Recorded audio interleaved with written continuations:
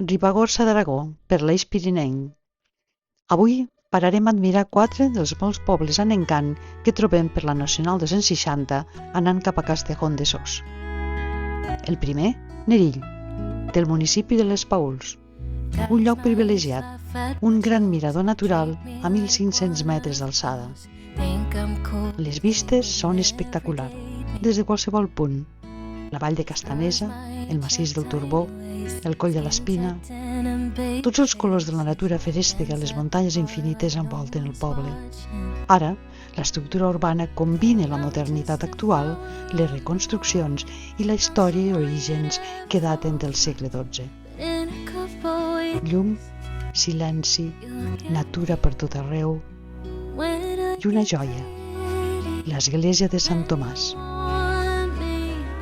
Un edifici d'una sola nau, coberta amb volta de canó de perfil semicircular. Totalment reconstruïda.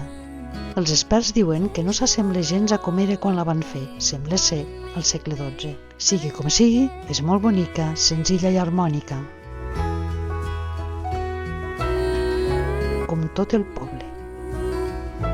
Traspua molta calma.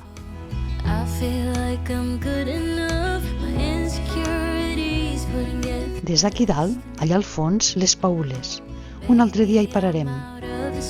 Ara, continuem baixant, serpentejant per la Nacional 260. Baixant, trobem 2 pobles llunyans però units, Renanoé i Bissauri. Renanoé forma part del municipi de Bissauri. És a 1.360 metres, a la vall de Benasc, en ple coll de les Fades. Vistes també són espectaculars. Ens desviem cap a Ormella i Arasant, també municipis de Bissauri. Ormella és situat al barranc d'Ormella a 1.250 metres.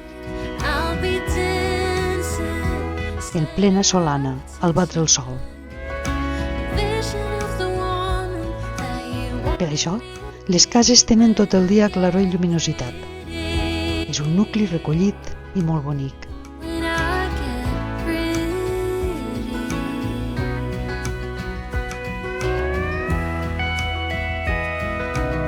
Més amunt, aguantant encara el pas del temps, trobem les restes del que va ser el monestir d'Ormella, benedictí del segle XI d'estil romànic. Ara, només queda un record.